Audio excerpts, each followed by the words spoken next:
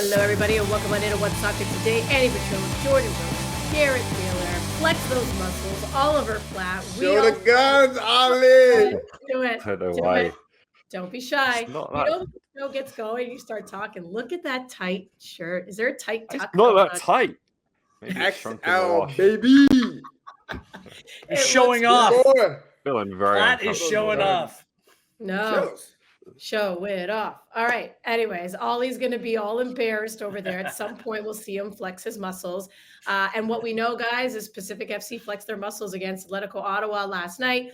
They got the win 2-1. They move on to the semifinals of the TELUS Canadian Championship. And we know that heading into the semifinals, there's a redraw. And we did the redraw live inside our studio. Jordan Wilson, Gareth Wheeler did not mess up. Opened Nailed up it. those spheres. Yeah. Swirled them around. Open them up. And what you did was you revealed some juicy matchups here. So what we know is that the Vancouver Whitecaps are going to go up against Pacific FC, and Toronto FC is going to go up against Forge. Look at that. Oh, look at you guys holding it right up to the camera, making sure you get it right. I have to admit, I was calling for a CPL matchup, only because that would guarantee a CPL team in the final. But okay. Perhaps a lot of people, Wheels, are thinking this is the most intriguing draw possible. How are you feeling about it? I feel like we did a great job drawing these semifinal matchups. This is what I think most fans wanted to see. I understand the sentiment of ensuring that there's a Canadian Premier League team in the final, but may the best two teams be left standing at the end. What we have here are two local derbies. Victoria, Vancouver with Pacific and the Whitecaps, and Toronto FC and Forge, with traffic a couple hours down the road, but it shouldn't be a quick go train down the tracks. Then you can get from one place to another. And this is what it's all about. And this is what I kind of feel that we're missing oftentimes in soccer in this country in order to grow it and bring the excitement accordingly, is the traveling fans. It's those away fixtures where the traveling fans make noise and really create that atmosphere and make it a real environment, make it a real event. And just because of the proximity, how big our country is, we don't oftentimes have that. So what we have now is the potential for some big crowds in all four stadiums over the course of the two legs in games that really, really matter. Then there's history between these sides. Pacific beat the Whitecaps. The Whitecaps beat Pacific. So they're 1-1 all time. And Toronto FC and Forge, they've only played once despite being so geographically close. And that was in the 2020 Canadian Championship final. We all know how we ended up there. So these are two huge games. I think it could have a knock-on effect for Canadian soccer, some big crowds, some big excitement, and then we'll see which two teams are left standing. And let's hope that they're the best two teams there are. Yeah, how are you feeling about this, Ollie? Because it is intriguing. If we once again see a CPL side beat an MLS side in a home and away, they'll do it fair and square and be in the final. Do you think this is intriguing, and do you think there's a chance for an upset? I do think it's intriguing, and yeah, of course, there's a chance for an upset. Firstly, I was off last night and watching at home, so I thought Jordan and Wheels were fine with the draw, but the real star, as he is every year, is our draw conductor, Richard Scott, who was born for this role and delivered yet again. So well done to him. I kind of wanted CPL versus CPL. I'm not going to lie, and MLS versus MLS. I just thought, in a two-legged series, seeing TFC go up against Vancouver home and away, seeing Forge and Atletico, arguably the two best teams in the CPL, home and away, they would have felt like playoff series, and I would have loved to have seen that. And then you get the CPL versus MLS final. So yeah. I was slightly leaning that way. But at the same time, there's a lot to be said for local derbies, right? Pacific and Vancouver, Forge and Toronto. It was a win-win either way, I think, and these will be really, really good to watch for sure. Churro? Basically, Ollie, what you said is you're leaning to what Andy said about the easy way out. You kind of like the fact that two CPL teams would cancel out each other and get to a finals, but I don't like it. I like if a CPL team is going to get to a final that you've done it the hard way. You've won away or you've won at home, that over 180 plus minutes that you were the better side. I look at Forge and the strategy that they went with at Tim Hortons Field and at Stade Saputo.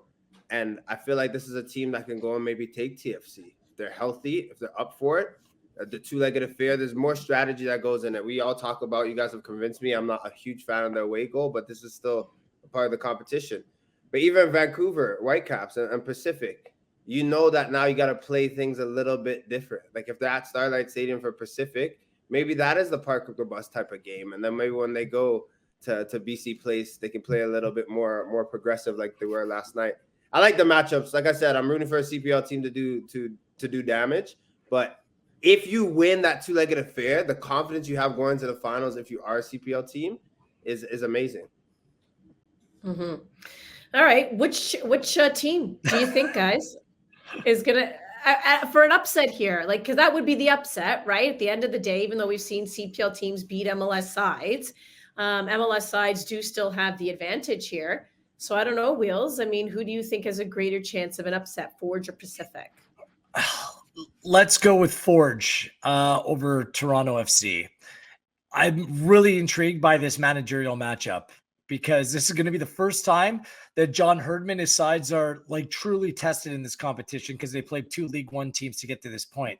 The former Canadian national team manager against an individual that many think either deserved to be the Canada manager or will be the Canada manager in the future. I mean, that storyline scripts itself. Forge took TFC to the limit, took them to penalties in 2020. I don't think that TFC can afford putting out a second team against a team like CF Montreal, who already knocked out, Forge side who already knocked out CF Montreal. Like TFC can't roll out a second team against Forge. So let's see how this works. Pacific were really, really good against Atletico Ottawa, but some injuries in this team. They might be a little bit short on depth. Let's see if they can maybe add a player or two and maybe give us something really big to think about. So let's see. Okay, Ollie. I'm going to go Forge as well, just based on Forge more than anything, what they've just done against CF Montreal, what they've done in CONCACAF competitions. Pacific have had some really impressive results, obviously, in the Canadian Championship and in CONCACAF as well. But I just think Forge's track record is a bit stronger in that respect. The interesting thing is, it's tough to say what kind of shape each team will be in because we've got 2 months to wait before these games are actually played, right? So right now, I don't think the Whitecaps are at their best. TFC are playing very well. Will that still be the case in July, August? It's tough to predict, and I think that'll play into it. But I'll go Forge just based on their record under Bobby Smeniotis, and that Herdman versus Smeniotis matchup is definitely an intriguing one. Well, I mean, Pacific did something last night. If we go to last night's game, hence why they're in the semifinal, that maybe we didn't really expect. And that, of course, was score a couple goals because prior to last night's game, they had 1 goal in 4 matches. They were struggling in that department, even though defensively being very stingy, that's kind of what's gotten them to where they are so far. But they do end up scoring the 2 goals. They had their pedal to the metal, Jordo, that whole game. They were relentless. And even after they had the lead, continued to push for it in the second. So did Pacific actually show you something different in their win last night? Do you have a changed opinion maybe where you're like, oh, you can play a certain way that can perhaps make you competitive even against an MLS side? Yeah, I think watching them yesterday, I think the lineup and the tactics had a huge part in obviously the success. They've never played like this season or last season in terms of formation, but also clientele. Like you had Thomas Meyer-Jaguar leading the lines with Katana next to him, Lajeunesse on the left, Dada Luke on the right. And then you could kind of call it a diamond, but Young was sitting. Yates and Lamoth had freedom to be 8s. Saloof kind of in that false 9 or the 10 role. And then Moore and Yates, the front 2 kind of sharing the load. They've never played like this, ever. And I thought last night they were exceptional at it. I think everyone had to define roles, and they played to their best of their abilities. This man right here, Josh Hurd, scoring the goal, had freedom and was just tearing down the right side for Pacific. But then Saloof, for the majority of the game, was just getting the ball in the right spaces, driving forward with and without the ball. And I think that's probably the biggest thing. Look, this team doesn't really have the depth for me to go and play attacking football all the time. I think they're going to pride themselves on keeping matches close and taking care of business over the stretch, which I appreciate.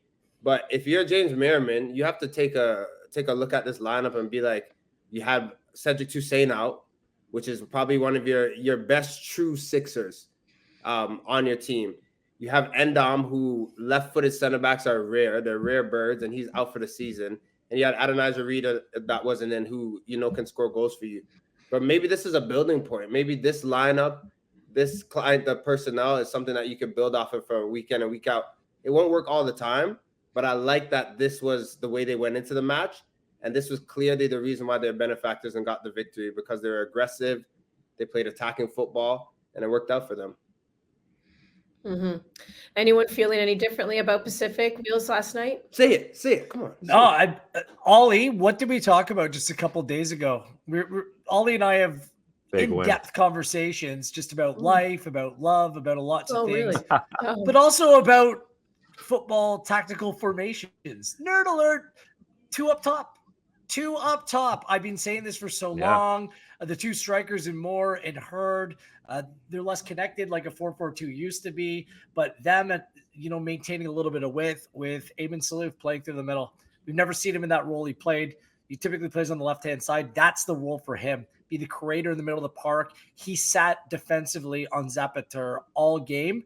Didn't require a ton of running because he's guarding a position more so than a player that's making gallivanting runs across the field. This formation is one that works. I hope that James Merriman sticks with it, because I think this is the best way to bring out the best of Salouf and the best out of his team as well.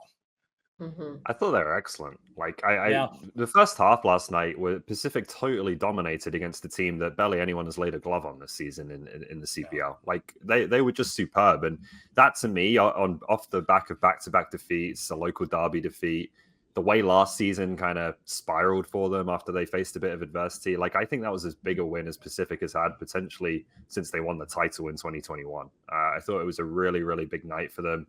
They get the Canadian Championship semi-final.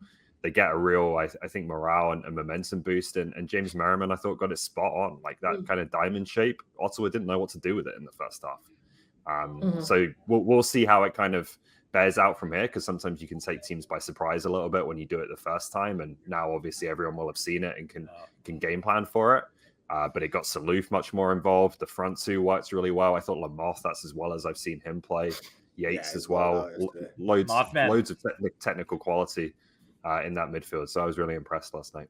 Quickly, I just want to say, when you play a team... No, you go. No. I was just going to say, when you play a team 3 times in less than a month, you have to switch things up and you have to go and surprise someone in the CPL. And I think James Merriman and the side did that. They had no answers, Atletico Ottawa, for him. By the time they got into the game, it was too late. Do you know I got my favorite players in this league? Like, you guys are around me all the time, like Batar, Vasco Fry. Let's add another one to the equation. Eric Lejeunesse, the youth. You like him? Wow. This guy is stepped up and stepped dude. in.